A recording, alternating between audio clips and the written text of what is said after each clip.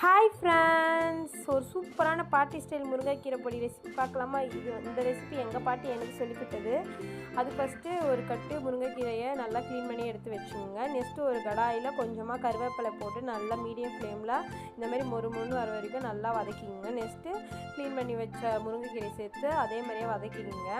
அடுத்ததாக கருப்புளுந்து, கடலைப்பருப்பு, வேர்க்கடலை நல்லா 10 மினிட்ஸ் லோ ஃப்ளேமில் நல்லா ஃப்ரை பண்ணி எடுத்துக்கோங்க. நெக்ஸ்ட்டு 4-5 வடமிளகா, மிளகு, சீரகம், எள்ளு, பூண்டு நல்லா போட்டு லோ ஃப்ளேமில் ஒரு 10 மினிட்ஸ் லோ ஃப்ளேம்லேயே நல்லா குக் பண்ணிக்கோங்க. அடுத்ததாக தேவையான அளவு உப்பு சேர்த்து ஆறின பிறகு மிக்சரில் சேர்த்து நல்லா பிளெண்ட் பண்ணி ஒரு தட்டில் கொட்டி ஆற வச்சு ஒரு பாட்டிலில் ஸ்டோர் பண்ணி வச்சுங்க. குழந்தைங்களுக்கு கீரை பிடிக்காத குழந்தைங்களுக்கு இப்படி செஞ்சு கொடுங்க. நல்லா மினி இட்லியில் கூட, பொடி இட்லியில் கூட இதெல்லாம் தூவி நெய் ஊற்றி குழந்தைங்க கொடுங்க. இந்த ரெசிபி உங்களுக்கு பிடிச்சா ஃபாலோ பண்ணிங்க. பாய்.